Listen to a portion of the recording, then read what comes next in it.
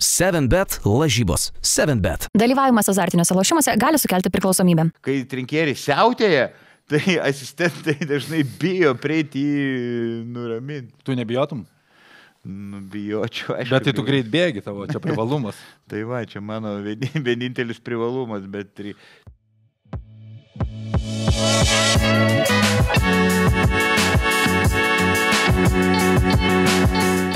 Sveiki visi, pasiruošiau studiją, laukiau Vaido, bet kaip tyčia Vaidui kažkas nutiko, jo nėra, jis vėluoja, galbūt gali atsiras. Jonas Lekšas, kol kas sėdžiu vienas ir kalbėsiu apie krepšinį, laukia ilgas laikas, kadangi eterio neužpildys Vaidas Čeponis. Šiandien pabandysiu vienas jums pateikti tai, ką mes kalbėjome ankstesnėse laidose, kokius taškus mes turime, bet girdžiu kažkas braunasi čia į studiją man dabar. Ieškau vaikučių, o čia nėra vaikučių. Nu, žiūri, Jonukas, garsus žurnalistas, su artėjančiom kalėdom sveikinu ir noriu tau įteikti dovanėlę, knygą apie Vladą Garastą, kad pasisemtum gyvenimiškos išminties. Na ir ką, ir svarbiausia, linkiu kitais metais netapt kekšę, netapt krabu.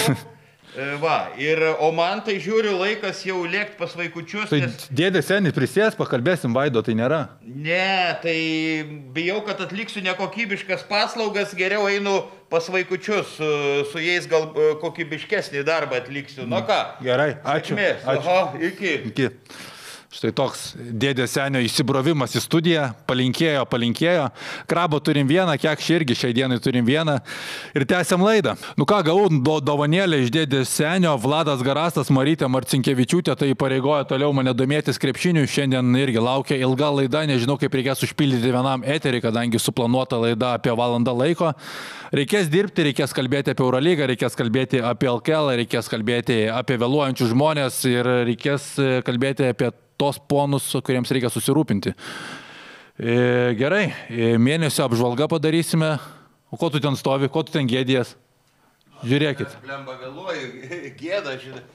Labas vėl. Užgėriau. Sveikas. Truputį nealkoholinių gėrimų. Tai... Turi tą problemą. Jo, tai sorry, nu, bet, žinai, žvaigždė esu, tai, žinai, galiu vėluoti. Ką tu čia ant galvos turi? Jobana žvaigždė, sako Tomas Pačesas. Nu, tai čia kalėdinis vainikas, tai ką tu neskiri. Gal dėdė senis davė toks praeinantis? Taip, sutikau senį su barzda, su ūsais, čia kažkoks trainiojasi. Nekokybiškas paslaugas turbūt atliko. Nu, žinai, su tom nekokybiškom paslaugom. Buvo, kas buvo, bet kaip tau dabar kokios kalėdinės nuotaikos, matau, gyveni puikiai, pasipuošęs gražiai, pasiruošęs. Aš irgi pažiūrėk studiją, kaip įsirengiau, laukdamas tavęs. Nu, fantastika, nu tai gražiam žmogui viskas tinka, žinai, ir vainikai, ir megztinis kalėdinis. Jo, iš tikrųjų laukiu kalėdų, žinai, irgi noriu dovanų ir... Tik tai nelaukiu kalėdų dėl to, kad visada persivalgau, grįžtu pas tėvus į Panevėžį, šiaip sveriu 120, bet kai grįžtu į Vilnių jau 125, tai va, dėl to yra šiek tiek nerimas. Koks tavo pikas buvo svorio? Didžiausias pikas? Sofoklio skaičius siekiai? Žinok, buvo pikas gal 127. Ai, tai taip normaliai laikais. Dabar gerokai numetęs 120. Tai... Nes šiaip Sofoklis sakydavo, kad po vasaros sugrįždavo 160 būdavo. Oho. Atsimeni Švarcenidį? Nu tai ką tu juokauji, tai jis pasirodo įdomų faktą apie jį žinojau, kad jis buvo geras šachmatininkas ir Graikijos jaunių čempionatuose dalyvaudavo. Tai tokį pamatai varžovą, tai iš karto kinkos dreba ir pasiduodi. Tai turbūt dėl to Kazlauskas gerai ir sutarė, nes su Sofa. Matematikas. Nu, o kaip tau sekasi komentuoti pakeitus lygas? Nu, visai gerai, žinok, viską šviežia, nauji žmonės labai gražiai sutinka, vaišina. O taip ir pupsosis iš šitų rakandų ant galvos? Nu, ne, gal jau nusimė. Gal jau užtenka, gal jau. Akis dengia, jau parodžiau savo grožį. Tai iš tikrųjų patinka, važinėju po įvairius miestus, kur, pavyzdžiui, seniai nesu buvęs, tarkim, Ukmergė. Esu buvęs, bet dabar jau kelintą kartą važiavau, labai gražus miestas, atsigavęs, stengsiuosi ir po kitus miestus važinėju, buvau Garliavoje, ten buvau Kaune ir kitur. Vienas komentuoju. Niekas netrukdo, cenzūros nėra, aš šneku. Niekas netrukdo svarbiausia. Ne, tai ir kolegos iš LKL dauguma tikrai netrukdydavo. Tai... O kas trukdydavo? Negaliu. Rizikuoja, ne? Negaliu sakyti. Tai kol kas tikrai patinka, aš tikiuosi, kad ir ateityje patiks. Tai labai gerai pakeisti darbą, aplinką. Klausyk, prieš gerą mėnesį čia sėdėjom, nemažai dalykų įvyko, jau Andrėja Trinkieri spaudos konferencijose savo, kad gruodis yra sudėtingiausias, didžiausias nuovargis per jį, šiaip galima sutikti, matant Žalgirio tvarkaraštį, ypatingai tavęs dar nuovargis nekankina nuo krepšinio. Tai kai kas sako, ką tu meluoji, ten, kai neliko manęs LKL, rašiau, kad pavargau nuo krepšinio, bet iš tiesų tai buvo tarpas, kai mėnesį nekomentavau, tai palsėjau ir tada žiūrėjau mažiau rungtynių, bet matyt, čia yra profesinė liga, įaugę į kraują, pabūni kažkiek be krepšinio ir vėl traukia į šitą liūną atgal. Turbūt reikia pakalbėti vis tiek apie aktualiją, čia tų dalykų įvyko nemažai, labai giliai atgal nesižvalgysime, turbūt tik tais apžvelgsime, ką spėjome tą mėnesį, kur labiausiai nusišnekėjome, kur labiausiai pataikėme, bet gal dabar apie tas aktualijas, turbūt pagrindinė aktualija, kuri dar šiomis dienomis vaikšto, net ir dėdė senis kažkaip ją pasigavęs palinkėjo man nebūti krabu ir nebūti kekšė, kaip tau viskas ten atrodo ta situacija, LKL baudos, skanduoti Kauno merui Visvaldui Matijošaičiui, ką krabas. Kaip tau viskas atrodo iš šono? Manau, kad tikrai nereikėjo bausti Ryto fanų. Aš taip galvoju, kad čia lygos prezidentas Milašius gerus santykius su Matijošaičiu palaiko, norėjo išreikšti solidarumą, palaikymą, bet kita vertus tai, buvo užrašas skanduoti krabas, nebuvo parašyta Matijošaitis. Ir buvo ten žodis kekšė, o ne iš K raidės, kur K ir antra raidė U. Tai aš manau, jeigu čia Ryto fanai kreiptųsi į teismą, kai turėtų didelės galimybės, kad ta bauda būtų anuliuota. Tai. Ir tas turbūt antras žodis, kur antra raidė U gal suprantamesnis Matijošaičiui būtų. gali visko būti. Ir aš manau, gal teismas gali traktuoti visą tai kaip viešo asmens kritika, kuri neperžengia galbūt ribų, galimai neperžengia ribų, tai čia, įdomi situacija, bet Ryto fanai tikrai labai drąsus, antrą kartą skandavo prieš rungtynę su Nevėžiu ir, tai bando parodyti, kad jiem ta bauda nieko nereiškia, nebaisėja ir neatsisakys savo principų. Rasos Liumienės akivaizdė, mačiau, ir Rasos veido tuo metu, kai tas skanduotė buvo, tai Rasa tiesiog nusišypsojo, tai įdomu, kuo čia viskas pasibaigs, nes užsisuko, atrodė, kad jeigu nebūtų tuo metu reakcijos, turbūt iš Matijošaičio, manau, taip viskas būtų greitai ir nutilę, bet taip viskas užsisuko, kad jau turbūt nesibaigė vieną mėnesį ir turbūt dar tai tęsis. Taip, pats jis skelbė, jog pasitraukė iš Rusijos, bet ilgą laiką buvo ten Rusijai, mokėjo pinigus į Rusijos biudžetą, per ilgai tas viskas užsitęsė, aišku, būtų praradęs ten ne 1 milijoną, bet manau, dėl reputacijos gal reikėjo anksčiau pasitraukti. Aš manau, kad ir būtų ten netekęs tų milijonų, bet vis tiek badu nebūtų numiręs, jie, manau, tų milijonų ta šeima turi labai daug. Čia atskira tema ten jo, kaip pasitraukė, nepasitraukė. Taip, bet jis taip, Žalgirio arenoje kažkiek pats provokavo tuos fanus ir atsiliepė į savo vardą, ten jo pavardė plakate nebuvo ir skanduoti jis pats prie. Jo, tų emocijų savaitgalį buvo ir daugiau, čia Rytas su Nevėžiu, ten viskas susitvarkė, Žalgiris prieš Neptūną irgi padarė tiesiog savo darbą, ten nėra, kad turbūt daug kalbėti, turbūt geriausiai viską pasakė Smailagičiaus interviu per ilgąją pertrauką, kad mes jau apie Eurolygos 2 savaitę galvojame, apie ją pakalbėsime irgi, paprognozuosime rezultatus Žalgirio Bet emocijų buvo vakar Utenoje. Utena išretėjus, realiai septyniese žaidžia ir ketvirtajame kėlinyje. Eimantas Kersis reikėjo net apsaugos, kad sulaikytų Kersį, nežinau, jis žadėjo bėgti į aikštelę, aiškintis, ar kur buvo ten. Taip, jis jau veržėsi į aikštelę ir apsaugos darbuotojas, per jėgą jį sustabdė ir neleido, žinom, koks jis yra emocingas. Aš jį kažkiek, tikrai ir ginu, nepasisekė, jis turi 1,5 milijono, bet tai nėra daug milijonų ir tu negali visada pataikyti 10-tuką su tas sudėtim, su treneriais, o dėl to epizodo aš 5 kart peržiūrėjau tą epizodą, man pasirodė, tokia slidi situacija, Blaževičius statė užtvarą ir jis į dešinę koją į šoną statė. O Didžgalviui galiu pagirti, ten buvo, manau, kad ir šiek tiek vaidybos, tokia labai slidi situacija, kur gali skirti pražangą, puolime gali ne, taip.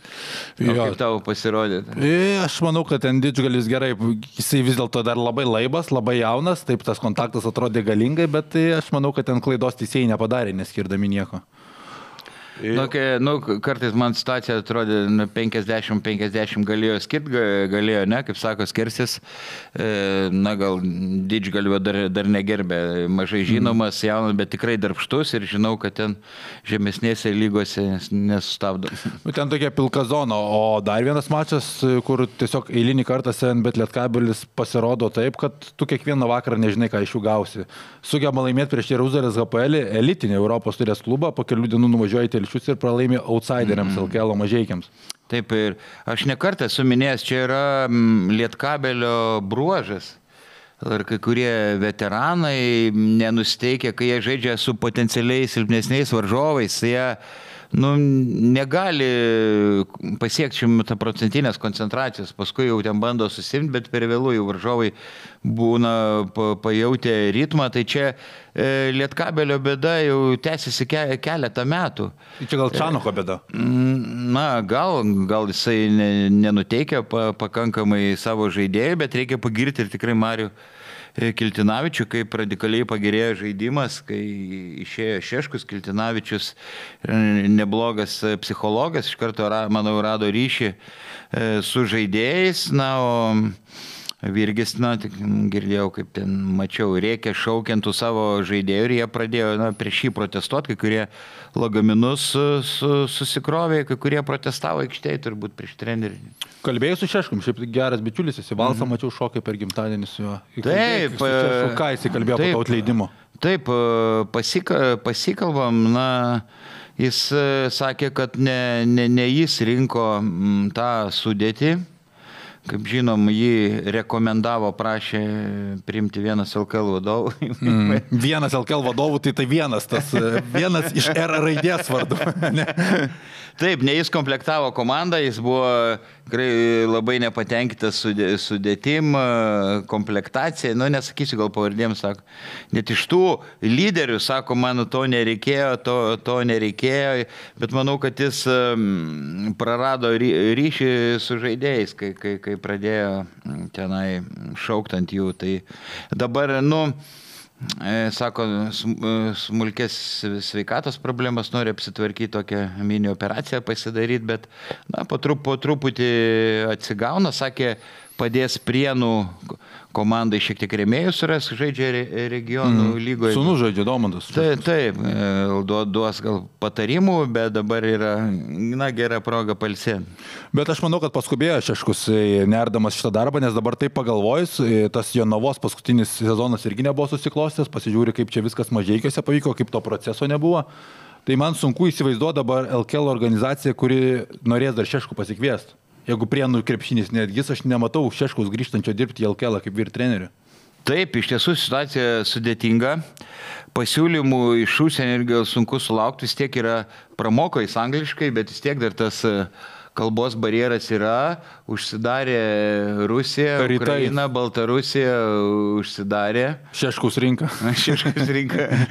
Iš tiesų nelengva, bet aš manau, kad jis turi potencialo tapti LKL komentatoriu.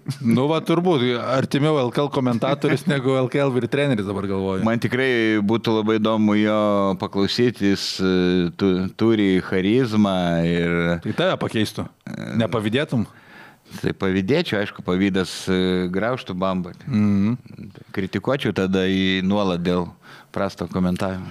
Jo, nu ką, o turbūt įdomiausias dalykas savaitgalio, jeigu apie LKL dar kalbant, tai Karalius Mindaugo Taurės burtai ištraukti, tos poros Žalgiris Šiauliai, Neptūnas Rytas, 7bet Lietkabelis Nevėžis ir ko dar nepaminėjau, Vilkų su Jonava. Kur tu matai, kad čia gali būti didžiausia intriga ir gali būti sensacija? Ar tos 4 komandos, manai, ir išeis į ketvirtą? Ne, sensacijos nebus, galbūt būtų sensacija, jeigu viskas vyktų iš vienų rungtynių, kaip dabar Eurocup, ar ne? Kaip jau ne pirmas sezonas. Čia manau, kad čia 2 rungtynės taškų skirtumas, bet, na, tarkim, Neptūnas gali vienam mače, manau, paimti Rytą. O, na, Vilkai, jeigu išlaikys tą formą, Jonava, kad ir kaip Šernius ten išspaudžia maksimą iš tos komandos, nelabai, manau, gali įveikti Vilkų, nebent, na, kažkoks sėdimas atsiras, kažkokia krizė. Na, Lietkabelis Nevėžis irgi kaip... Aš sakyčiau, čia daugiausiai intrigo, žinai, tu paminėjai Neptūną, bet kaip Neptūno forma atrodo pastaruoju metu? Su Žalgiris pusę kojas ramiai labai susitvarkė su Neptūnu, tie iš visų jėgų bandė kažką daryti, bet tiesiog šiuo metu Neptūnas manęs neįtikina, atrodo žaidėjai nuo Vovoro, gal net kažkiek pavargė, nes sakė, labai sudėtingos treniruotės yra, daug rėkimo, tai aš manau, kad Rytas ten tikrai susitvarkys, Wolves su Jonava labai panašiai žaidžia, greičiai tokie patys, bet talento lygis akivaizdus, Vilkai per 80 minučių susitvarkyti turėtų, nors ten irgi nebus taip paprasta, kaip galėtų pasirodyti ant popieriaus. Žalgiris Šiauliai, tai Urbonas pasmerktas, jau gali ruoštis tik LKL-ui, o Nevėžis, aš galvoju, prisimenant tą 7bet Lietkabelio strigimą prieš Nevėžį per visą Čanoko laikotarpį, visą laiką Kėdainiai sugeba įkrėsti, Kėdainiai apskritai taurių varžybose ir prieš Rytą buvo arti to, kad finalo 4 pasiektų. Ir jeigu Amitas Ebo galės žaisti, jam yra problemos su nugara, bet nieko rimto, manau, kad pastatys jį ant kojų, kadangi Nevėžių tai gali būti sezono pasiekimas, tu turi galimybę patekti KMT finalo 4. Aš atsimenu, buvo KMT, kai Nevėžis su Rytu sužaidė, ten buvo lygiai, pagal taškų skirtumą net buvo pratęsimas, taip, tai Ebo bus, Gerardas, puikus Nevėžio pirkinys, gal Kėdainiuose ir gali ten per galytę išplėšti Kėdainių komandą. Plius, kad 2 savaitė Lietkabeliui šita bus Salonikai, tada Valencija, grįžta tik šeštadienį, o pirmadienį Kėdainiuose. Labai gera pastaba, tai, nu, pritariu tau, kad čia vargo Panevėžys tikrai gali turėti. Jo, tai Lietuvoje tokie reikaliukai. Eurolygoje šią savaitę, 2 savaitę po jos užsidarys pirmasis Eurolygos reguliariojo sezono ratas. Žalgiris praeitą savaitę prieš Realą laimėjo 2 kartą istorijoje šiame amžiuje Vizing Center arenoje. Tai ten buvo labai smagu. Žalgiris šiuo metu labai komfortabiliai atrodo su 9 pergalėm, 6 pralaimėjimais. Bet iš to, kas jau įvykę pagal dabartinę lentelę, kurios tavį yra labiausiai stebinančios komandos? Na, aišku, labiausiai stebina Paryžius, nors dabar nutruko 10 šilės pergalių serija. Jau apie tai kalbėjom. Buvo svarstymų, kad Splitteris bus tas treneris, kuris bus atleistas vienas pirmųjų. Kad Maksvytis atvažiuos, buvo tokia kalba. Dabar kaip viskas atrodo. Tai aišku, kad jie labiausiai stebina. O daugiau apačioj, kaip ir prognozavau, kad bus Alba, Virtusas, kad taip kažkas, šiek tiek mane ir Žalgiris stebina. Aš galvoju, kad bus blogiau. Aš turiu 3, žinok, stebinančias komandas išsirinkęs. Tai Paryžius čia nebejotinai, čia pas visus numeris 1, pirmoji vietoj po 15 turų. Bet tada Müncheno Bayernas, 10 pergalių, 5 pralaimėjimai. Gordy Herbertas prieš sezoną pasako, kad mūsų tikslas finalo 4. Europoje visi juokiasi iš tų žodžių, kad Gordy Herbertas pasakė, kad Bayernas finalo 4. Sako, kad tu neturėsi Vokietijos rinktinės, tu turėsi Müncheno Bayerną. Dabar tu pasižiūri, jie dalinasi 2, 4 vietas po 15 turų. Ir Bayernas, man apskritai, Eurolygoje yra smagiausia stebėti komandą, ten pas juos visada sukasi taškai aplink 100, labai panašiai Vilkai žaidžia Lietuvos krepšinio lygoje ir Europos turėje. Ir 3 komanda tarp stebinančių Žalgiris, nes dabar jie turi 9-6 ir liko 2 mačai pirmajame rate su 2 Eurolygos outsideriams, kur reikėtų pasiimti abu taškus, apie tai dar irgi pakalbėsim. Tai čia kas taip maloniai stebina, o kas nuvilia? Tai Realas, aišku. Tai įsivaizduok, mes laiką kalbam, kad Ispanijos klubų net Eurolygui trūksta, jie čia elitas ir panašiai. Visi 3 Eurolygos Ispanijos klubai šiuo metu yra už įkrintamųjų ribos. Barsa 11, Realas 13, Baskonė 14. Tai čia tikrai yra netikėtumas, dar tokių tarp netikėtumų, sakyčiau, man yra Virtusas, kad jie yra apačioje, Luka Banki buvo atleistas, pakeitė Duško, ten įspūdinga pergalė su Vilo Klaiberno 3 taškai su pražanga paskutinėmis sekundėmis, bet pagal sudėtį tikrai Virtusas nėra Berlyno Albos lentynos komanda, aš galvoju, jie kovos dėl įkrintamųjų, labai daug iššvaistė. Ir kitas dalykas Atėnų Panathinaikosas, kuris, tikrai nepanašus į tą čempionišką Pavo, nors sustiprėjo dar vasarą, bet matosi, kad tas Atamano efektas, kai po gero sezono seka labai slogus ir reguliarusis sezonas ir kapstymasis link atkrintamųjų, tai nenurašau Pavo, nes mes visi žinome, kaip ir tas patys Pavo, tas pats Realas, jų niekada negalima nurašyti, bet iš esmės šioje sezono stadijoje tai yra nuvilinčios komandos. Taip, bet aš manau, kad Panathinaikos net iš 9 ar 10 vietos reguliariam sezone gali tapti Eurolygos čempionais kažkada. Ir Anadolo Efes, ar ne? Tai Atamanas bando rekordus gerinti, pabandė iš 6 laimėjo, tada dar žemiau, dabar bandys dar žemiau. Taip, tai aš manau, kad jie dabar tokie ant laurų užmygė, tokie šiek tiek skersadėję, nėra gynyboje pastangų pakankamai, bet tai milžiniško potencialo yra komanda, kuri, manau, kad pateks finalo ketvirtą mažiausiai. Jo, o ką, mes nesimatėm kelias savaitės, per tas kelias savaitės savo kanalas irgi spėliojom savaitinės rungtynės, pasižymėjai, kokius labiausiai savo nusišnekėjimus, geriausius pataikymus, ten aišku, numeris 1 turiu, apie kurį metus turbūt laiko kalbėsi savo pataikymą, bet daugiau, bet to Žalgirio Ryto rungtynių. Pasižymėjau, tik aš labai darbštus žurnalistas. Aš matau, kad čia popierių, wow. Tai pirmą nusišnekėjimų. Didžiausias nusišnekėjimas Fenerbahčė Monako. Daviau Fenerbahčė pergalę 6 taškais, pralaimėjo 30 taškų skirtumų namie Fenerbahčė. Panašios rungtynės kaip su Crvena Zvezda, kai irgi, bet čia atspėt, aš neįsivaizduoju, prieš tai jie buvo Realą išvykai, Fenerbahčė, ir čia kažkas, sunkiai suvokiama man yra. Ne, šiemet Eurolyga apskritai yra labai, labai atvira tokia lyga, kur ten prognozuoti rezultatus yra nedėkinga. Aišku, mūsų toks darbas, mes bandom, bet sakau, man šį mėnesį turbūt buvo daugiau nusišnekėjimų negu pataikymų. Labai panašias rungtynės aš daviau Panathinaikos pergalę 6 taškais prieš Anadolo Efes, kur ten 30 taškų praleido. Tai labai panašiai čia. Čia neįmanoma, čia atspėti, čia svedinys apvalus. Dar iš tų nusišnekėjimų daviau Realo pergalę, maždaug +5, Žalgiris laimėjo 11 taškų skirtumų, galiu tave pagirti, aš Ryto pergalę prieš Vilkus daviau, o 2-ženklių skirtumų laimėjo Vulfsai, žodžiu, tokie pagrindiniai gal sugrybavimai. Mano, žinai, koks dar buvo nemažas sugrybavimas, sakiau, kad Olimpiakosas 2-ženklę persvarą nugalės Paryžių. Tai ten viskas ėjo -20, tik tais galės sugrįžo Olimpiakosas, pralaimėjo vis tiek. Ir kitas dalykas, praeitą savaitę sakiau, kad Lietkabelis neturi jokių šansų prieš HPL, pralaimės apie 20 taškų, o čia pergalė. Bet mes dar jauni esam, pasitaisysim. Tai čia. O dabar iš ko pasigirti? Kuo pasigirti, turi pasigirti. Žalgiris Rytas, tiksliai atspėjau 78-67.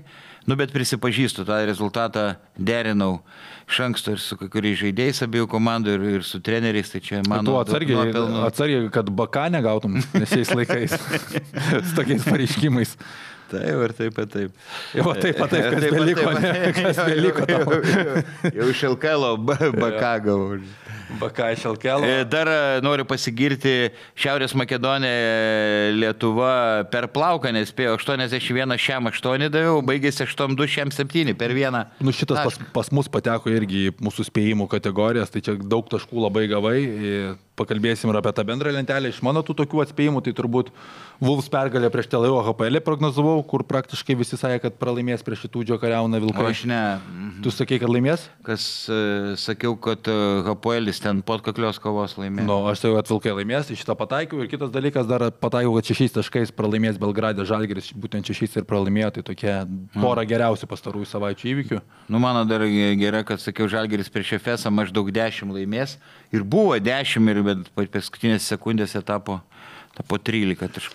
Jo, tu jau užsiminė apie Šiaurės Makedoniją, tai čia va tokio senumo laiko įvykiai, tada susėdom, tada prognozavom tos savaitės įvykius ir atsisėdau pasižiūrėti skaičiavimo lentelę ir ten labai prasti reikalai pas mane. 40 mano taškų, pas tave 103 taškai, pataikė ir buvo nuspėjimą, kur spėjai, kad Žalgiris prieš Panathinaikosą mes per 40% tritaškių, šiaip ten tokių neblogų tikrai pašaudė, būtent abi rungtynės su Šiaurės Makedonija, spėjai, kad Žalgiris nugalės Panathinaikosą, tai būtent iš to tavo tas pranašumas ir susidarė ir man šią savaitę reikia imtis permainų, reikės imtis agresyvesnės taktikos, nes tau pralaimėti aš negaliu tiesiog.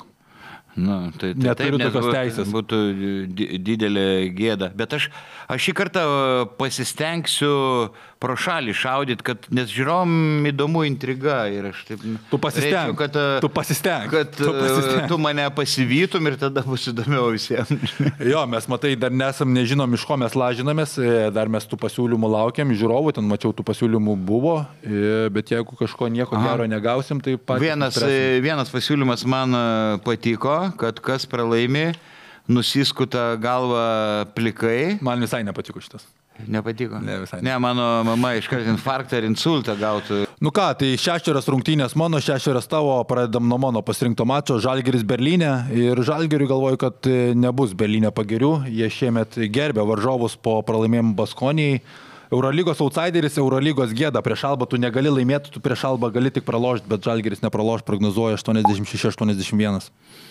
Aš irgi prognozuoju atkaklę kovą, kažkaip pamenu, kad Berlyne vis toks nervų karas vyksta, praėjusį sezoną pralaimėjom, bet dar su Maksvyčiu Alba tokį žaidžia visai kitokį krepšinį nei kitos Eurolygos komandos, puolime ne pick and roll remiasi, o užtvaram žaidėjom be kamalio, fleriniam užtvaram, nors jie praleidžia daugiausia taškų, bet čia susideda iš to, kad jie labai daug atakų surengia ir varžom lieka daugiau atakų.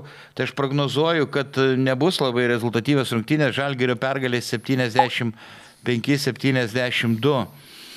Dabar einam prie mano rungtynių, Salonikų Airis prieš Panevėžio 7bet Lietkabelį. Aš manau, kad panevėžiečiams bus toks rimtas sukrėtimas, pralaimėjimas Telšiuose prieš Mažeikius. Jau neseniai įrodė mano gimto miesto komanda, jau gali laimėti išvykoje, o įveikė Jeruzalės Hapoelį, čia, sakyčiau, sensacija. O Salonikų Airis žaidžia labai blogai, yra vieni grupės outsiderių. Ir kažkaip nuojauta kužda, kad vyks tikras trileris ir panevėžiečiai laimės 73-72. Tu didžiuojas ar tau gėda už tavo gimtojo miestą, kad Lietkabelis ten yra? Kur Europos taurė? Tai... Apskritai, kad toks klubas kaip Lietkabelis yra. Aš įsivaizduoju, kad dabar turbūt Lietkabelis pagal visą tą klubo istoriją gyvenimo yra aukščiausio aukštumoje, ne? Nėra tai buvę tokių pasiekimų. Tokio laikotarpio Panevėžy. Yra buvę, Lietkabelis tapo du kart Lietuvos čempionu sovietiniais laikais, dar nebuvo LKL ir... Bet nežaidė nei Žalgiris, nei Statyba, ne? Žaidė Žalgiris Statyba, bet tie žaidėjai buvo išsiskirstę į skirtingas komandas ir nežaidė Sabonis, Chomičius, paskui ir Kurtinaitis nebežaidė. O visi kiti žaidėjai, kaip ir Statyba Žalgirio, buvo išskirstę į skirtingas komandas. Labai buvo daug Kauno, Kurtinaitis ant šiluminėse tinkluose, pavyzdžiui, žaidė ir buvo išsiskirstę. Taip skamba kaip mėgėjų lyga, tiesiog išsimėtė žaidėjai po visur. Na taip, tai va tada Lietkabelis 2 kart tapo tuo čempionu ir žaidė Sovietų Sąjungos pirmoji lygoje, ten gana aukštas lygis, irgi stebėdavau. Toks Sizonenka, dabar amžinatilsi buvo, ten 2,36 m, atvažiuodavo ir jie užėmė 6 vietą ir vienu metu net kabinose atrodo, kad laimės tą pirmą lygą ir vos nepateks į tą aukščiausią lygą, kur buvo Žalgiris Statyba, bet to nepavyko padaryti. Nu, okei, jeigu apie tas rungtynės, tai žinok, ir aš Lietkabeliui prognozuoju pergalę. Ši buvo apmaudu žiūrėtas rungtynės Panevėžyje, kur atrodė, kad prieš Airis reikia laimėti. Ten turėjo pasimti pajėgumas, manau, kad Lietkabelio pusėje, ten žaidžia vietinis Toliopoulos labai gerai, bet Dežiulisas išvažiavo į Makabį, pakeitimai atvyko, bet tie pakeitimai kol kas irgi nesusistiguoja. Airis savaitgalį pralaimėjo vietinėse pirmenybėse Kardico komandai 30 taškų beveik, tai mano prognozė Lietkabelio pergalė 78-73. Labai panašiai prognozuojam. Jo, panašiai, o toliau Eurolyga vėl iš mano repertuaro, UAK Arena, Atėnų Panathinaikos Milano Olimpija ir Pavo turi didelių problemų, Pavo per pastaruosius 5 mačus pralaimėjo 4 kartus, Milanas apskritai yra karščiausia šiuo metu Eurolygos komanda pralaimėjus Paryžiui, 6 pergalės iš eilės, UAK Arenoje niekam nėra lengva, bet Milanas mane pastaruoju metu netgi džiugina, sakyčiau, jeigu Ettore Messina turbūt buvo didžioji dalis atleidusi. Tai dabar Milanas ant Nikola Mirotičiaus pečių važiuoja. Niko Menjonas atvykęs ganėtinai pakeitė komandos braižą, to ir trūko. Šeivonas Šilcas sugrįžo, Džošas Nybau irgi baigė pasveikti. Tai Milanas šiuo metu atrodo kaip tvirta netgi atkrintamųjų komanda ir aš galvoju, kad prasitęs Pavo krachas, Kendrikas Nanas savaitgalį gavo traumą, neaišku, ar galės žaisti šią savaitę ir aš prognozuoju pergalę Milanui 84-80. Taip, beveik viską susakei, ką aš norėjau pasakyti apie šitas rungtynes. Ir čia mes beveik lik susitarę. Oho. Aš irgi manau, kad Milano dizaineriai laimės 87-81, nors dabar jau Atamanas siautėja, gal privers visą jėgą žaisti savo žaidėjus nuo pirmos minutės. Bet vis dėlto tikrai dabar geresnės formos atrodo Italijos komanda, tai +6. Okay. Gerai, dabar mano Ulmo Ratio Farm prieš Vilniaus Wolves. Čia manau, kad bus lygi kova, nors Vilkai matėm dabar ant didžiulės bangos, bet Ulmas toj grupėje turi vieną pergalę daugiau ir Ratio Farmas dabar išvyko tiesiog nunešė Badalonus Žuventudą, dviženklių skirtumų pelnė 102 taškus, jie išvykoje yra įveikę ir Tel Avivo Hapoelį, dabar 3 pergalės iš eilės, labai puolimo orientuota komanda, pelno beveik 87 taškus, turi tikrai ilgą suolą, nors neturi ryškaus lyderio. Na ir čia, būrimas iš kavos tiršių nuojauta kužda, kad Vokietijos klubas laimės 3.91-88. Ne, aš negaliu to paties sakyti, duok pakeičiu. Lygiai tokį pat skaičių? Ne tokį pat skaičių, bet aš negaliu. Aš tai sakau, buvau užrašęs, kad Ulmas laimės. Jeigu tu sakai, kad Ulmas laimės, aš sakau, kad Vilkai laimės. Ne, turi skirtis, negali. Paskui gailėsis. Žinok, jeigu ką pataisai, tai dažniausiai tai būna, bet aš turiu rizikuoti, aš turiu kažką kitaip daryti. Dabar aš tai pavysiu kaip tą patį. Aš buvau užrašęs 96-90 Ulmas. Tai rašau, žinok, atvirkščiai. 96 Vilkai, 90 Ulmas. Ne, Vilkai gerai žaidžia. Žinai, čia tokios rungtynės, kur prognozuot gali būti ir taip, bet aš negaliu to paties sakyti. Lygios jėgos tai. Eurolyga toliau, Paryžius namie priima Madrido Realą. Ką tu čia turi? Paryžius namie priima Madrido Realą, taip, tarp savo popierių. Čia, žinok, pateiksiu netradicinį spėjimą ir motyvuosiu, kad Paryžius dabar krito šiek tiek į duobelę, pralaimėjo Asveliui, kuris turnyro lentelės antroji pusėje, ir pralaimėjo Prancūzijos lygoje Liumano. Nutarė prancūzai Liumano komandai. Realas matom kokioj duobėj, bet aš galvoju dabar jam kažkokiu būdu jie mobilizuosis į Realo pergalė 2.81-79. Žiūrėk, viską darai kitaip, bet viską darai taip kaip aš. Aš irgi Realui prognozuoju pergalę. Keisk dabar. Ne, šitą paliksiu. Šitą jau Realą paliksiu. 89-85 Realą turiu. Paryžius pasižiūrėjus realiai sudėti, tai viskas laikosi ant Tidžiai Šorco.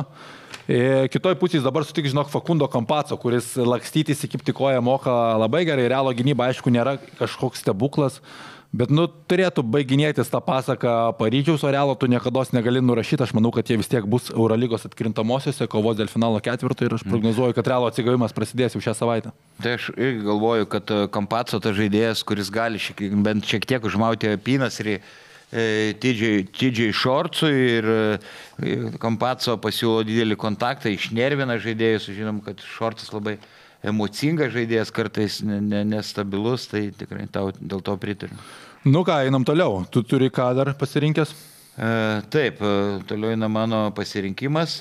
Vroclavo Šlionskas, Vilniaus Rytas, FIBA čempionų lyga. Šlionskas nebeturi šansų pakilti bent iki 3 vietos, bet jie prieš tai išvykoje nugalėjo Sambatėjaus Falko komanda. Lauk dabar apie Rytą. Pirmin Vilniečiai. Pirmin Vilniečiai. Tai va. Turi Rytą? Rytas, manau, laimės, nors dabar Šlionsko komanda tikrai atrodo atsigavusi, ten Penavo neblogai atrodo buvęs Utenos aukštaūgis. Jie paėmė Adamą Vaščinskį, kuris anksčiau spindėjo. Dar gyvas? Kahoj, dar gyvas, nors kol neblizga, porą mačų žaidė. Ir Šlionskas tik įsivaizduoja 8 vietoje Lenkijoje, bet dabar 3 pergalės iš eilės ir Lenkijoje tokie atsigavę, ypač gynyba pagerėja, bet manau, kad Rytas juos vis tiek paims 4 kėlinėje, prognozuoju perlaš rungtynes 79-67. Nieko nelėmintis mačas Šlionskui, jau nebeturi šansų niekur išeiti, toliau Rytas praktiškai irgi turi 1 vietą, tai manau toks pasilakstymas įvyks, 8-5-7-6 Rytas iš 1 vietos grupėje eina į top 16 čempionų lygos. Su Rytu manau tiek, dar vienas Eurolygos mačas, Šaras vyksta į Barceloną, čia bus įdomu, Šaras grįžta į Barsą, turi ten nesuvestų sąskaitų. Taip, iš tiesų turi, tai aš manau, kad čia irgi rungtynės, kur beveik neįmanoma prognozuoti, kaip dabar -30 atsiėmė namie Feneris prieš Monako, Barsa apskritai vieną pergalę per pastarasis 6 rungtynės, atrodo, Penjerojas pakvietimas kol kas nelabai pasiteisina, iš karto man buvo dvejonių, nes su Baskonė irgi ten nieko jam nepavyko. Manau, kad bus daugiau gynybinės rungtynės ir Fenerbahčė parsiveš pergalę 78-74. Aš manau, kad Šaras laimės prieš Barsą, tikrai Barcelona, sakau, neatrodo kontroliuojantį žaidimo komandą. 8-2-7-5 turiu Fenerbahčę. Toliau. Panašus spėjimas, toliau mano rungtynės. Tai yra Valencija su Lietkabelio, ne? Taip, Valencija vienintelė komanda Eurocape dar nepralaimėjusi. Pedro Martinėsas treneris grįžo su trenksmu. 1 vietoje Ispanijos lygoje yra Valencija. Atrodo komanda kaip idealiai žaidžianti, bet čia aš galvoju, kad šiek tiek vis tiek jie lengvabūdiškai atsipalaiduos, kai atvyksta 7bet Lietkabelis, nors Pedro Martinėsas tas treneris, kur panašiai ir Trinkieri Šaras neleidžia savo žaidėjams žaisti ne visa jėga, čia manau užtikrinta Valencijos pergalė 94-72. 182 turiu, Valencija 100 įmeta Lietkabelio krepšį. Dar porą Eurolygos mačų turiu likę, aišku, Žalgiris pabaigai pasiliksime Anadolu Efes prieš Belgrado Partizaną. Anadolu Efes sutriuškino Pavo, bet galvoju, kad Želko Obradovičius nuleis kažkiek ant žemės Tomislavą Mijatovičių 89-86 Partizanas. Šį kartą aš manau kitaip. Sugrįžo Šeinas Larkinas ir Anadolu Efes dabar atrodo kitokia komanda. Partizanas irgi ant bangos, daug pergalių iš eilės, bet dabar tik 1 tašku buvo įveikta Alba. Ir čia mūsų nuomonės išsiskiria, manau, 90-84 Anadolu Efes pergalė. Gerai. Ką dar Vaidulį turi? Dar turiu, čia vėliau vyks LKL rungtynės, bet dar Citadelė KMT. Anksčiau Klaipėdos Neptūnas prieš Vilniaus Rytą. Ir čia, manau, Rytas neužlips ant to paties grėblio, kai šį sezoną pralaimėjo Neptūnui. Matome, kad jau tu minėjai, kad Neptūnas turi bėdų. Ir manau, kad Rytas pademonstruos šį kartą solidžią gynybą ir Neptūnas buksuos namie. Ryto pergalė, ne pati lengviausia, 81-72. O žiūrėk, tiek patys 9 taškai, tik aš savo, kad rezultatyviau žais Rytas 8-8-7-9. Tiesiog Neptūnų netikiu šiandien. Ir ką, reikia užsibaigti man savo prognozį 6 rungtynių. Žalgiris Vilerbano Asvelis 2 savaitę užsibaigė Eurolygos reguliariojo sezono 1 ratas. Užsidėjau Ryto šaliką, tai būsiu nesuprastas, jeigu neužsidėsiu šito šaliko. Brangaus savo.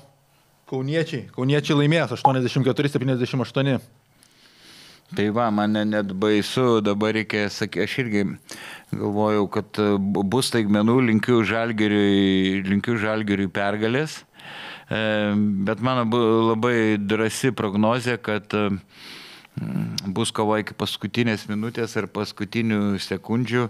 Asvelio krepšininkai, manau, daug pasitikėjimo įgijo, kai dabar įvykė. Užsidėk tu šitą šalį, kai matau, tu čia kalbi. Aš buvau užmiršęs Seven Bet Lietkabelį užsidėti, kai kalbėjau. Tai šitą gali užsidėti. Ne, tai tu irgi rytfanis. Sakau, drąsiai susilauksiu daug komentarų. 78-77 Asvelio pergalė. Labai atsiprašau, labai gėda dėl tokios prognozės. Gal griūsiu veidų į purvą, bet... Gausiu komentarų rimtų, riebių. Taip, būsiu pavadintas ne tik keulinu, bet ir dar kitais gyvūnų vardais. Nu ir tavo paskutinis mačas apie Citadelę KMT užsiminiai. Taip, dar vienas LKL mačas, kuris vyks vėliau. Rytas žais su Seven Bet Lietkabeliu. Gruodžio 28 dieną. Rytas žais namuose, tai Panevėžį šansų nematau. Rytas ilgesnį suolą, tai yra jaunesnė, greitesnė, tiesiog komanda, tiesiog manau, kad neužteks jėgų svečiams, kurie kažkiek priešinsis 86-77 Ryto naudai. Aš matai, šventinis laikotarpis visiems taškus pakeliu, galvoju, kad kažkiek yra atsipalaidavimas prie šventinio stalo. 99-85 Rytas. Aplink 100 žais. Tokios mūsų prognozės, tokie pasirinkimai, po 12 rungtynių spėjome ir dar tada šią savaitę ekstra teiginukas. Tu pasakai pirmas teiginį, aš renkuosi taip arba ne, po to mano teiginys ir tu renkėsi taip arba ne ir kas sugalvoja, tas jam kas lieka. Taip, čia bus šią savaitę. Tai mano buvo toks ekstra teiginys, bet paimsim kitą, kur spėjau Asvelio pergalę prieš Žalgirį. Tai mano drąsus teiginys, kad per tas 2 šios savaitės rungtynes Smailagičiaus vidurkis bus 13 arba daugiau taškų. Oho, tokia, ne, aš sakau, nebus. 13 taškų tau tinka. Turės tau reiškia lieka taip. Taip, čia reikėjo ekstra drąsaus teiginį. Gerai, aš tą sakau, ne. Tai pasirinku šito. Mano yra tas ekstra teiginys, sakiau, kad Trinkieri šią savaitę gaus bent vieną techninę pražangą. Negaus. Negaus, ne? Gerai, aš sakau, kad gaus. Pasižiūrėjau statistiką, Trinkieri yra, man atrodo, antras daugiausiai techninių pražangų gaunantis treneris Eurolygoje. Žalgiris šį sezoną gavo 5 techninės, iš jų visų 5 gavo Andrėją Trinkieri. Aš bandysiu jam paskambinti ir paprašyti, kad jisai prikastų liežuvį ir būtų ramesnis. Ne, paprašysiu ramybės tu jam prie kalėdų stalo. Ramybės, taip, su Krapiku pakalbėsiu, su Tučiu, kad apramintų, bet aš pastebiu, kad dažnai bijo jo eiti raminti, kaip Tautvydas Sabonis sakė, kad ir ant manęs Trinkieri dažnai rėkia. Tai pastebiu, kai Trinkieri siautėja, tai asistentai dažnai bijo prieiti jį nuraminti. Tu nebijotum? Bijočiau, aišku. Bet tai tu greit bėgi, tavo čia privalumas. Tai va, čia mano vienintelis privalumas, bet Trinkieri, kai piktas turbūt, tai nesinori įtartin. Ir ką, laidą uždarysime, šiais metais jau nepasimatysime, tai turi kokį drąsią prognozę 2025 metams, uždarant tokią laidą? Turiu, aš tai ne vieną. Gerai. Bet dabar gal nuo kėdės nugriūsi. Aš drąsi prognozė, čia reikėjo, kad Paryžius dabar išklys iš pergalių kelio ir reguliariam sezone jie nebus pirmam šešetuke, tai yra tiesiogiai iškart nepateks į atkrintamasis varžybas ir jiems reikės žaisti įkrintamosios. Nedrasinė čia prognozė, taip ir bus, Vaidai. Aš galvoju, kad jie gal net nepateks į 10-tuką. Aš manau, kad prasideda nuopolis jų. Čia nedrasiai gerai. Aš jais netikiu. Pasižiūrė, tu į tą sudėtį nuo Berlyno Alba, tik tai su TG Shortsu ir viskas, bet kažkada turi baigtis tą pasaką.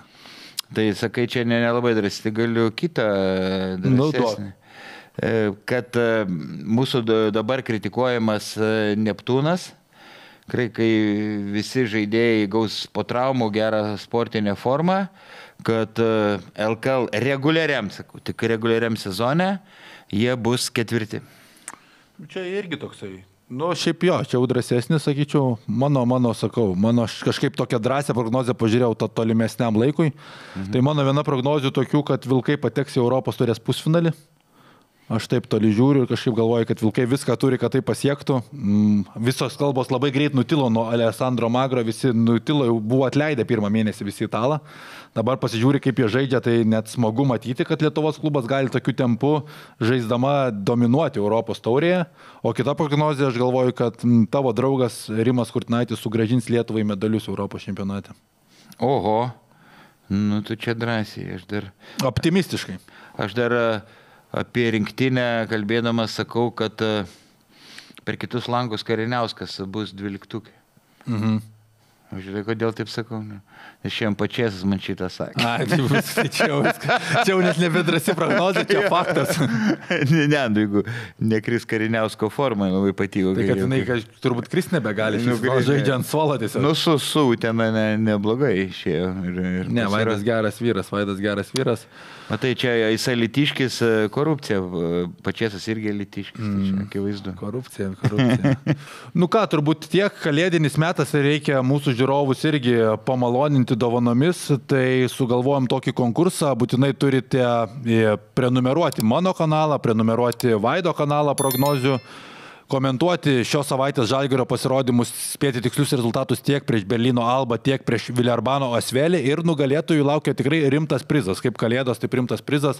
Eurolygos kamuolys su mūsų parašais. Nežinau, kiek jums reikia mūsų parašų, bet jie bus ir gausite Eurolygos kamuolį, tai dalyvaukit konkurse.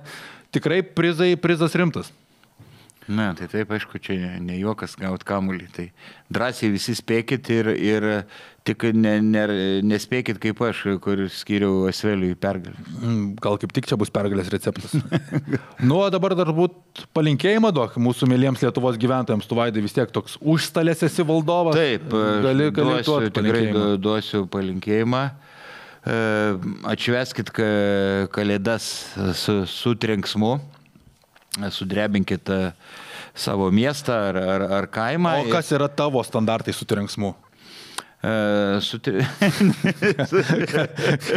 Kas yra tavo standartai su trenksmu? Nes visiems trenksmu, tai, kas ten fejerverkus leidžia. Kad kaimynai girdėtų, ne? Kad kaimynai girdėtų. Svarbiausia, nepersivalgykit, nes kaip aš tą dažnai darau, ir nepadauginkit nealkoholinių gėrimų. Tai ir kartu... Kaip irgi dažnai darai. Taip, ir kartais tų nealkoholinių būna per daug, tai ką, ir visiems aišku ramybės. Visiems ramybės svarbiausia, ką, Vaidas, Jonas, atsisveikiname kito karto ir laimingų naujųjų metų. Sėkmės.